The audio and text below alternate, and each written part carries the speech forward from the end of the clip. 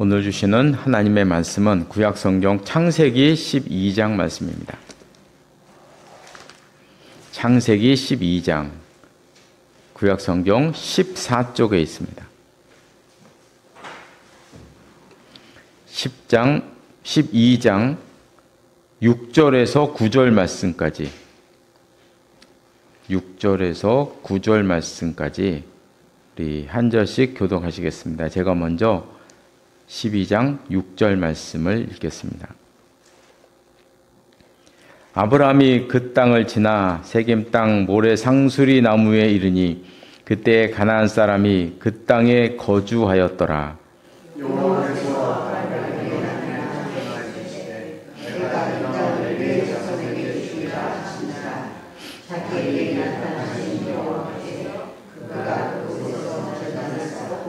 거기서 베델 동쪽 산으로 옮겨 장막을 치니 서쪽은 베델이요 동쪽은 아이라. 그가 그곳에서 여호와께 제단을 쌓고 여호와의 이름을 부르더니 점점 남방으로 옮겨졌더라. 아멘.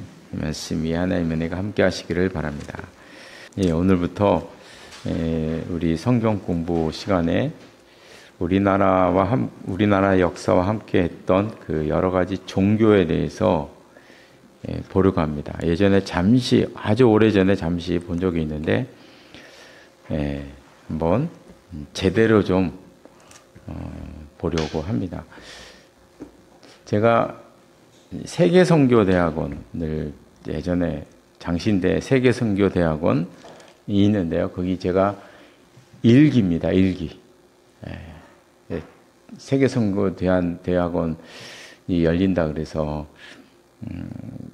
가서 이제 공부하려고 이제 입학을 했는데, 사실 제가 선교에 이렇게 크다 관심이 없는 사람이 왜 선교대학원을 갔느냐. 저는 사실 타종교가 선교학에서는 빼놓을 수 없는 게 타종교거든요. 타종교의 관계. 이걸 빼놓을 수 없는 분야이기 때문에 저는 이제 이 타종교가 궁금해서 제가 대학원에 들어갔어요.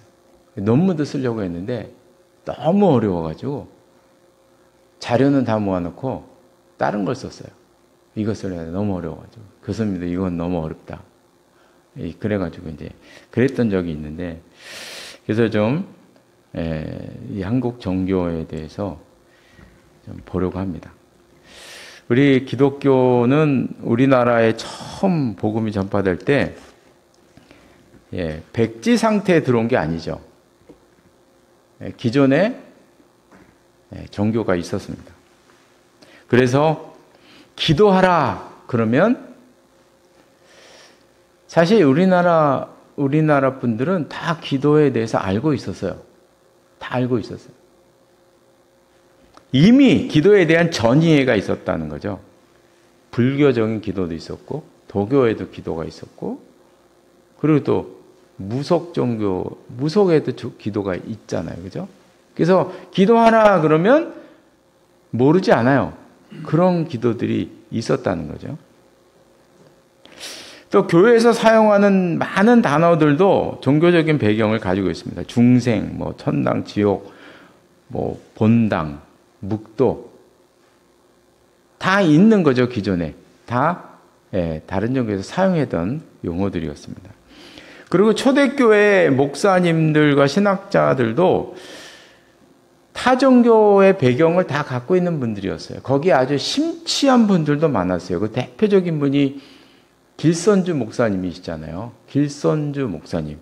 그분은 이제 도교에 심취한 도인이었어요. 도사였는데 우리나라 3대 도인 가운데 한 분이라고, 그 정도로 명망이 있던 분이었거든요. 그러니까 그분은 항상 매일 새벽 3시에 일어나서 돌을 닦던 분이에요. 그래서 얘기에 의하면 그 도교에서 돌을 닦을 때 그런 얘기가 많이 있잖아요. 공중무양을 한다. 다 하면 오래 수양을 하면 공중에 둥 떤다. 그런 얘기가 많잖아요. 그죠? 떠돌아다니는 이야기에 의하면 손자의 얘기라 그래. 손자. 손자가 어렸을 때 할아버지가 공중부양하고 있는 걸 봤다 그래요. 그런 책에 있어요. 그게 진짜인지 거짓말인지 모르겠지만 잘못 봤는지 진짜인지는 모르겠지만 하여간 그런 이야기가 있어요. 공중부양했다. 이 정도예요. 이 정도의 도인이었어요. 도인이었는데 예수를 믿은 다음에도 여전히 3시에 일어나신 거죠. 매일 3시에 일어나셨고 돌을 닦으셨는데 예수 믿으셔도 계속 3시에 일어나신 거예요. 3시에 일어나시니까 돌을 닦을 수는 없으니까 성경 읽고 기도를 하셨는데 그게 우리나라 새벽 기도의 시초입니다. 새벽 기도는 길설주 목사님이 시작을 하셨죠. 그래서 지금까지도 새벽 기도회가 성경적이냐 아니냐의 논란이 많이 있죠. 그래서 우리나라 성도님들은 물론 이제 성경적이다. 예수님도 새벽에 일어나시지 않았느냐 이런 얘기를 하지만 그러나 다른 나라 성도들이 봤을 때는 이제 도교와 불교의 영향이죠. 그죠? 그렇게 봐야 사실 객관적인 거죠. 그리고 또 우리나라는 별도의 철학 사상이 없어요. 그러니까 뭐 소크라테스나 뭐 플라톤이나 아리스토텔레스나 아니면 그 이전의 철학자들처럼 이렇게 철학만을 연구한 그런 사상이 우리나라에 없어요. 항상 종교와 함께 했죠. 종교 안에서 일어났어요. 그 우리나라에서는 뭐 성리학, 조선시대 성리학이 제일 유명한데 그 성리학도 잘 알고 보면 유교 있죠. 유교 안에 있는 거잖아요. 그러니까 독립된 어떤 철학이라고 말할 수 있는 어떤 사상이라고 말할 수 있는 게 없어요. 없지 그저 종교 안에 철학이 있었습니다. 그래서 기독교 초기에는 이 타종교의 도움을 받지 않을 수가 없었고요. 그 대표적인 것이 바로 단어입니다. 단어. 초기에는 이제 단어를 선택하는 게 아주 가장 큰 문제였다 그래요. 가장 큰 문제였다 그래요. 단어를 어떻게 사용해야 되냐? 어떤 단어를 사용해야 되냐? 그래서 이 단어를 사용하는 데는 2가지 방법이 있는데 하나로는 뭐 정화론적인 방법인데 이거는 언어를 새롭게 만드는 거죠. 기도 그러면 기존에 도교에도 기도 있고 불교에도 기도가 있고 다 있는데 기도 그러면 헷갈리니까 새로운 단어를 만드는 거예요. 새로운 단어를 딱 만들어서 우리는 이거다 이렇게 말하는 거죠. 이게 이제 첫 번째 방법. 두 번째는 토착화적인 방법인데 이미 있는 단어를 사용을 하되 그 단어에 기독교적인 의미를 부여하는 거예요. 기도. 그럼 이제 기도라는 단어를 그냥 사용하는 거예요. 그런데 우리 성경에 나와 있는 기도는 예전에 그 도교 기도와 불교의 기도와 무당의 기도와는 어떤 차이가 있느냐 하는 차이를 얘기를 하는 거죠. 그리고 고쳐가는 거예요.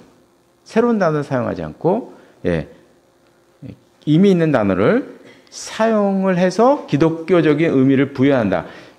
그래서 우리 선교사님들, 한국에 오셨던 선교사님들이 취한 방법이 2번째 방법이에요. 이미 있는 단어를 그냥 사용을 한 것이죠. 그 이미 있는 단어 사용을 해서 거기다가 우리 성경의 의미가 무엇인가를 의미 부여해서 가르치는 그런 것을 해왔다는 것입니다.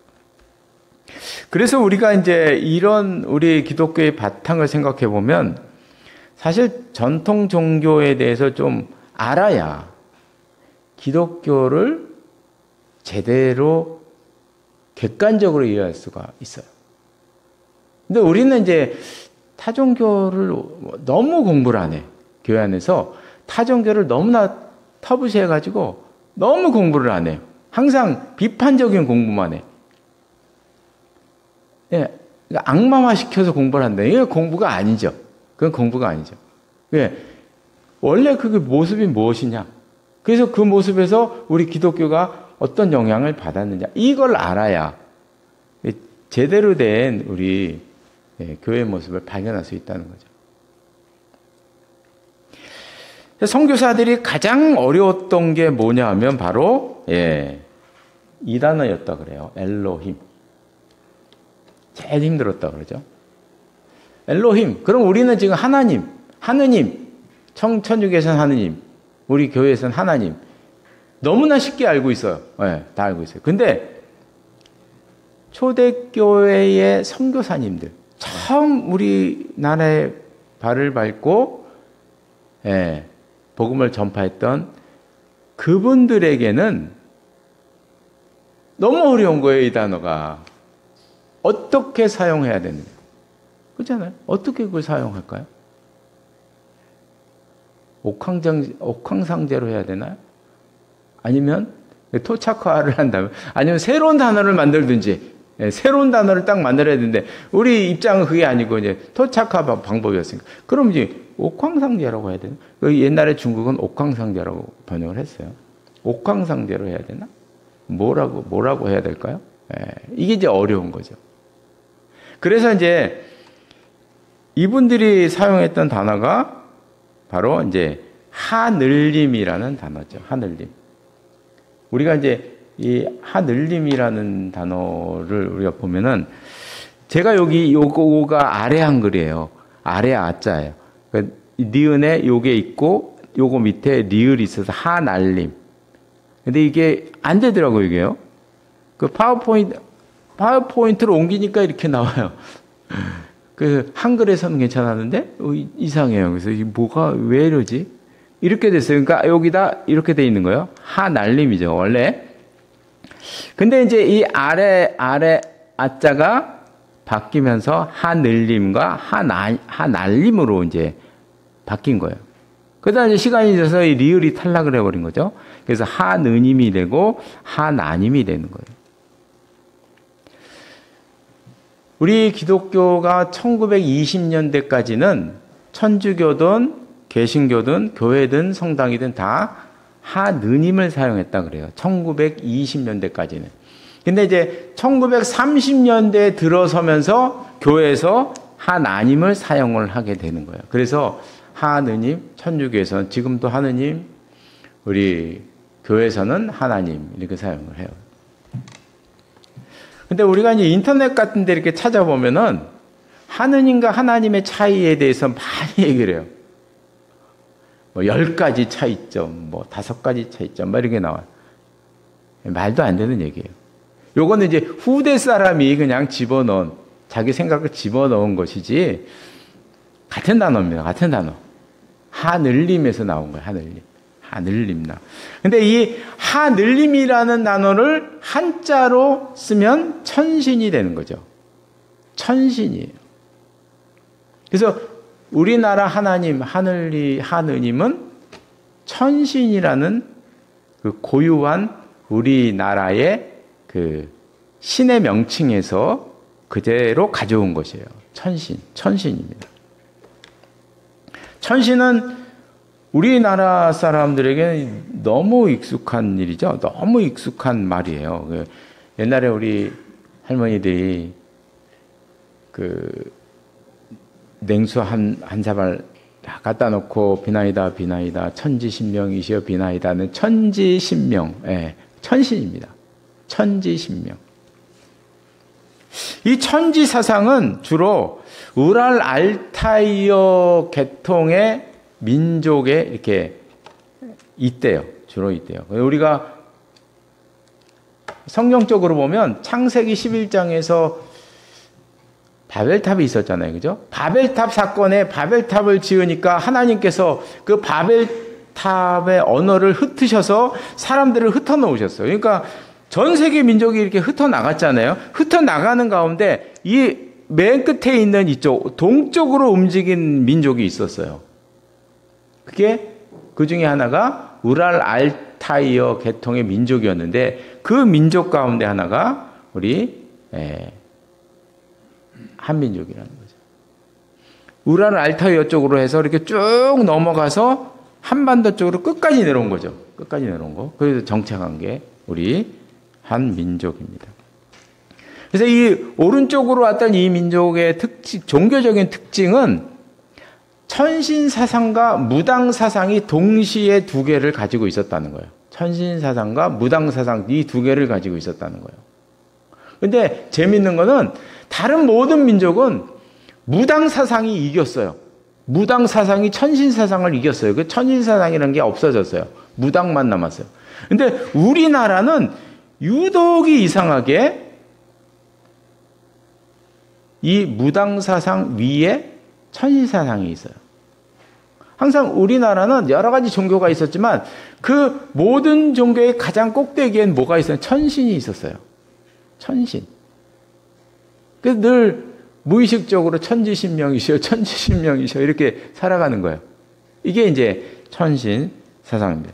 이 천신 사상은 단군 신화에서부터 계속돼요. 이 단군이 누구냐? 천신의 아들이잖아요. 그 우리나라의 뿌리는 무엇이냐? 천신이라고 우리는 무의식적에 늘 갖고 있는 거예요. 천신의 자손인 거예요. 우리는. 그래서 이 모든 종교보다 이 천신 사상이 월등했다. 그래서 이 천신을 섬기기 위해서 이제 단을 쌓고 제사를 드렸는데 이 천신에 위해서 쌓은 단에서 제사를 드릴 때는 항상 두 가지 종류만 제사를 드렸어요. 다른 건 안 드렸어요. 딱 두 가지 종류. 하나는 왕이 즉위할 때 제사를 드렸어요. 항상 왕이 즉위할 때는 이걸 이제 우리는 사직이라 그러는데요. 종묘사직. 종묘사직을 보존하시옵소서 할 때 종묘사직에서 우리는 종묘만 하는데 사직은 자꾸 까먹어요. 사직이 바로 이 천신에게 드리는 제사단을 사직이라고 말하는 거예요. 그 사직에 와서 이제 왕 즉위식을 거행하는 거죠. 왕 즉위식. 이제 하늘에 누구가 조선의 왕이 되었다 하는 걸 이제 알리는 거예요. 이렇게 딱 알리는, 고하는 그런 거죠. 그리고 또 한 가지는 나라에 큰 일이 생겼을 때, 기근이 생기거나 아니면 전쟁이 생기거나 전염병이 돌거나 이렇게 국가적인 사건이 있을 때 왕이 직접 나와서 그 사직에서 제사를 드렸어요. 두 가지 경우만 딱 제사를 드렸다는 거죠. 그런데 이제 선교사들의 기록을 보면 선교사들이 우리 한국에 와서 너무나 깜짝 놀란 게 뭐냐 하면 바로 이 사직단이었다 그래요. 자, 사직단이 어떻게 생겼나 볼까요? 이거 보고 너무 깜짝 놀랐다 그래요. 선교사들이 얘기하면요. 단이 이렇게 생겼어요. 단이. 요게 요 중간에 보이시죠? 중간에 그게 단이에요. 이게 다른 모든 나라의 종교와 신전과 단과 비교했을 때 무슨 차이점이 있냐면요. 어떤 그림도 없어요. 어떤 문양도 없어요. 어떤 형상을 조각한 조각품도 없어요. 아무것도 없다는 거예요. 우리 선교사님들이 와서 깜짝 놀란 거예요, 이게. 어떻게 신에게 드리는 제사에 아름답게 꾸민 그림이나 벽이나 벽화나 아치나 아니면 어떤 형상이나 이런 게 없을 수가 있냐는 거죠. 다 그런 게 있잖아요, 그죠? 가장 화려하게 하잖아요. 그 고대로부터 내려왔던 전통이죠, 다. 모든 나라에 다. 그런데 우리나라에 사는 아무것도 없다는 거예요, 아무것도. 단 하나도 없어요, 그죠? 우리가 봐도 아무것도 없어요. 만이산 정상에 있는 단입니다. 이게 이제 단군이 만들었다 그래요. 단군이 만들어서 천신에게 제사를 드렸던 곳이라고 얘기를 하고 있어요. 근데 우린 모르죠, 그죠? 몰라요. 그러나 이 단이 너무 오래된 단인 건 알아요. 고려시대 1200년대에 여기서 고려 왕이 와서 제사를 드렸다는 기록이 있대요. 그러니까 이 단은 고려시대 이전에 만들어진 단이라는 건 확실해요. 근데 그 전에 누가 만들었다, 어떻게 만들었다는 아무것도 없어요. 그냥 전설 따라 삼칠리에 따라서 단군이 만들어서 단군이 제사를 드렸다. 이렇게 이제 전해져 내려오는 이야기가 그래요. 그러니까 이 단이 천신한테 제사를 드린 우리나라 최초의 단이라고 볼 수 있어요. 근데 보세요. 아무것도 없어요. 벽도 없고 그림도 없고 아치도 없고 무슨 문양도 없고 어떤 돌덩이라도 하나에 갖다 놓는 것도 없고 아무것도 없어요. 그냥 저기서. 네. 그래서 이 만인산 정상에 올라가서 선교사들이 이 단을 보고 막 전율을 느꼈다 그래요. 그분들이 왜 그분들의 시각에서 우리가 볼 필요가 있는데 그분들의 시각에서 딱 봤을 때 어떤 전율이 일어났냐면 창세기에 나오는 그 단, 아브라함이 오늘 우리가 성경을 읽었잖아요. 아브라함이 하나님께 제사를 드린 단의 얘기가 나오고 있어요. 단. 요 단의 모습을 우리가 어떻게 그릴 수 있느냐? 이 단을 그림을 그릴 때 어떻게 그리겠어요? 이렇게 그리죠. 이스라엘 단은 원래부터 형상도 없고 그림도 없고 아치도 없고 아무것도 없는 거예요. 그러니까 선교사들이 생각할 때 우리 만인산의 단과 사직에 있는 단은 옛날 아브라함이 하나님께 쌓았던 그 단의 모습하고 똑같다는 거예요. 생긴 게. 큰 특징이 있잖아요. 자연 숭배와 전혀 상관이 없어요. 뭐 해를 숭배한 것도 아니고 다른 숭배한 것도 아니고 사직의 단이라는 게. 그리고 천신을 우상화시키지도 않았어요. 우리나라는 천신을 우상화시킨 적이 없어요. 뭐 형상으로 만든 적이 없다는 거예요. 그래서 선교사들은 생각한 거죠. 천신 사상과 구약 성경의 여호와 사상은 너무너무 흡사하다. 너무너무 흡사하다. 그래서 한국의 천신 사상을 세계에서 가장 순결하고 가장 깨끗한 신의 관념이라고 생각을 했어요. 오염이 안 돼. 신의 관념으로 생각을 한 거예요. 이거 성경적으로 보면 그 바벨탑 사건 이후에 흩어졌던 그 사람 등의 일족이 우리나라까지 내려왔는데 그 사람들이 아브라함 이전에 그 여호와 하나님에 대한 사상을 그냥 갖고 온 것으로 밖에 표현이 안 되는 거죠. 그렇게 되는 거죠. 그래서 선교사님들은 엘로힘이라는 단어를 천신이라는 말을 사용하는데 주저하지 않았다 그래요. 너무 흡사하기 때문에. 성경의 엘로힘과 대한민국의 천신이 너무 흡사해요. 그래가지고 하늘님이라는 단어를 사용하는데 주저하지 않았다. 그렇게 이제 이야기를 하고 있어요. 이게 정말 재밌는 게 이 천신 사상이 우리나라에서는 가장 높은 고고한 그 신의 관념인데 국교인 적은 단 한 번도 없대요. 국교인 적이 없는 거예요. 국교인 적. 우리 민족에서. 왜냐하면 고려시대에는 승려들이 반대했어요. 저건 이단 사상이라고. 천대시대였어요. 그리고 또 이조시대에는 유림이 유교에서 극히 심하게 반대했죠. 그래서 유림이 반대한 이유는 이런 거예요. 하늘에 제사를 드리는 이 천제는 중국 황제만이 드릴 수 있다는 거예요. 중국 황제만이 하늘에 제사를 드릴 수 있다는 거예요. 어디 감히 조선왕이 하늘에 제사를 드려? 이거는 반역이라는 거죠. 이건 반역이라는 거예요. 반역. 땅에다 제사 드시라고. 땅에다 제사 드리라. 너희들은 이렇게 했거든요. 그런데 우리가 이제 사극이나 드라마를 보면 자, 우리나라는요. 이 의식을 끊이지 않고 그것도 왕이 직접 시대마다 때마다 집전을 했어요. 놀랍죠, 그죠? 가진 핍박에도 천신사상이 남아 있었다는 거죠. 그래서 이 천신사상의 특징을 우리가 크게 두 가지로 볼 수 있는데요. 첫 번째는 천신은 큰 일만 관장하고 작은 일에는 관여하지 않는다. 천신께 제사를 드릴 때는요, 기근이 오거나 전쟁이 오거나 왕이 즉위하거나 이 정도쯤은 전염병이 돌거나 이 정도쯤 돼야 그 제사를 드려요. 왜냐하면 천신은 큰 일만 관장한다는, 큰 일만. 자질구레한 거는 관장하지 않는다는 거예요. 그러면 병이 들거나 뭐 돈 문제가 생기거나 너무 억울한 일이 생기거나 생활 속에서 이런 일이 생기면은 나는 어떻게 해야 되나?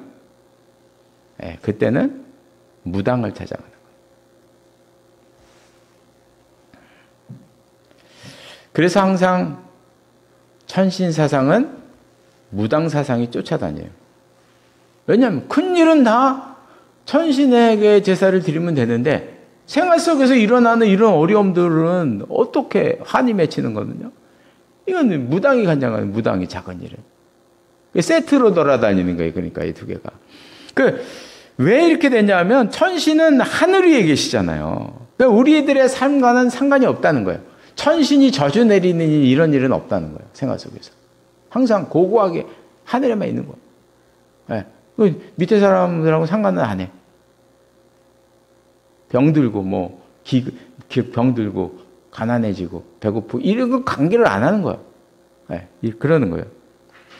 우리를 괴롭히는 것은 이제 악령들과 귀신들인데 이런 일에는 천신이 관계를 안 하니까 그게 관계라는 천신의 똘마니 무당을 찾아가는 거죠.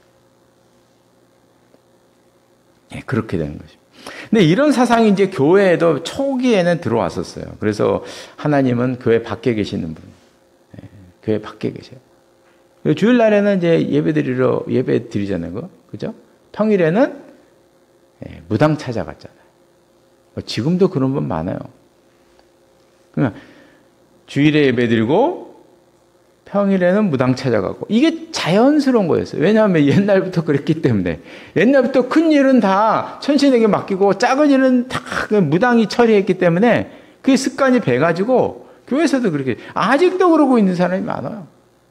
그 습성이 수천 년 내려온 습성을 우리는 벗어나지 못하고 있는 것이. 두 번째 특징은 이 천신에게 드리는 것은 제사나 어떤 의식이나 형식 이게 중요한 게 아니에요. 이거보다 더 중요한 게 있어요. 그게 뭐냐면 정화하는 거. 그래서 우리가 집안에서 하다못해 집안에서 정화수 떠놓고 이렇게 뭔가 이렇게 비나이다 천지신명기 비나이다 요거 할 때에도 항상 두 가지는 꼭 지켰어요. 하나는 그 전날 반드시 목욕을 해야 된다. 반드시 목욕을 해야 된다. 더러운 몸을 가지고는 나가면 안 돼. 천신은 이제 죽어요. 반드시 깨끗하게 목욕을 해야 돼. 또 하나가 있어요. 뭐냐면 새벽 첫 번째 물을 떠와야 된다. 약수에서. 그러니까 사슴이 와서 물 먹거나 다른 사람의 물 길러 가기 전에, 왜냐하면 다른 사람이 와서 물거나 사슴이 와서 한 모금이라도 먹으면 이거는 부정타니까. 부정탄 물을 드릴 수가 없는 거예요. 깨끗해야 되니까. 그러니까 이제 새벽에 아무도 먹지 않은 건들지 않은 그 물, 그 물을 떠서 가지고 와야 되는 거예요. 두 가지는 반드시 지킨 거죠. 그래서 우리나라 교회도 예배 드릴 때 어린 시절을 생각해 보면 토요일날 꼭 목욕을 했어요. 토요일날 목욕을 꼭 했어요. 요즘은 매일날 목욕하지만 예전에 꼭 토요일날 목욕을 했어요. 그리고 헌금 드릴 때도 늘 다리미로 늘 다렸어요. 깨끗하게 그냥 빳빳하게. 구겨진 돈을 드릴 수가 없는 거죠. 부정타잖아요. 깨끗하게 다리미로 다려가지고 빳빳하게 드렸잖아요. 그죠? 그렇게 이제 했고.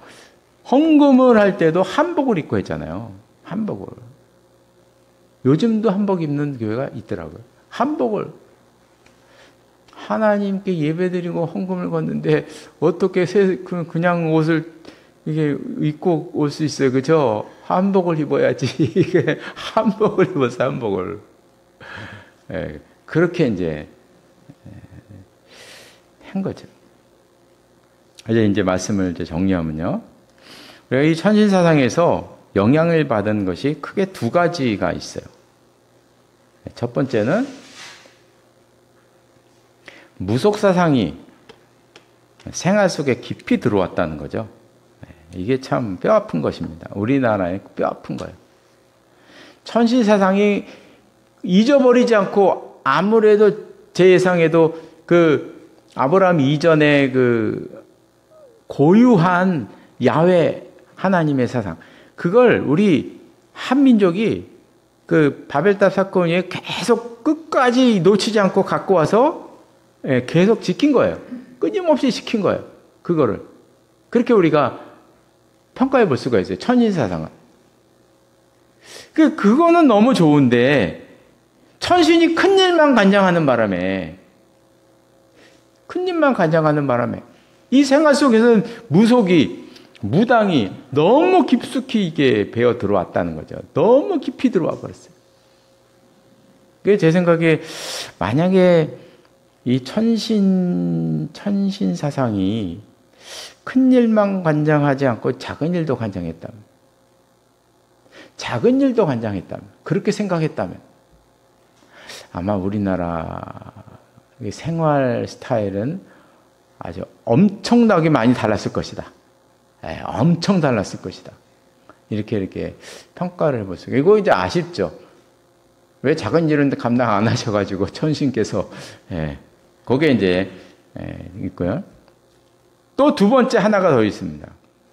우리 교회에 들어온 너무 큰 영향이죠. 과도한 참회 사상을 가져왔다. 깨끗할 것을 너무너무 과도하게 강조하다 보니까 참회 사상이 너무 강해요. 우리 한국교회는 참회 사상이 너무 강해요. 제가 전에도 가끔 얘기를 했는데 참회 사상이 왜 이렇게 우리나라는 강하냐? 이 천신 사상의 영향을 그 뿌리를 두고 있습니다. 깨끗할 걸 너무나 과도하게 강조하니까 그냥 예배 때마다 참회의 기도 시간이 있어요. 예배 때마다 참회를 해야 돼. 기도를 할 때마다 제일 먼저는 회개 기도부터 해야 돼. 그렇잖아요, 우리나라는. 기도할 때마다 제일 먼저 회개 기도 안 하면 기도가 아니에요. 아름다운 기도라는 게 없어, 우리나라는. 제가 미국에 가보니까, 기도하는데 너무 아름답게 기도하더라고요. 처음부터 끝까지 천지의 아름다운 만물을 찬양하는 기도. 전 그런 기도를 처음 들어봤어요. 처음 봤어요. 성경에도 그런 기도 있잖아요. 그죠? 시편에. 우리나라는 그런 기도가 없어요. 그런 아름다운 기도가 나오질 않아요. 왜냐하면 첫 번째 회개 기도부터 해야 되니까. 회개 기도 뚝 하고 나면 그 다음에는 그 아름다운 기도가 나올 수가 있나요? 나올 수가 없죠. 회개 기도를 했는데 그 다음에 뭐가 아름다운 게 나오겠어요. 매일 죄인이라는 의식을 심어줘요. 그래서 예전에는 무슨 집회 같은 거 하면 첫날에는 무조건 회개 설교예요. 울려야 돼.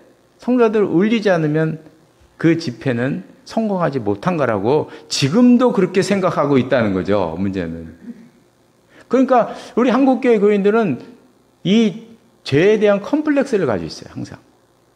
죄의 컴플렉스가 있어요.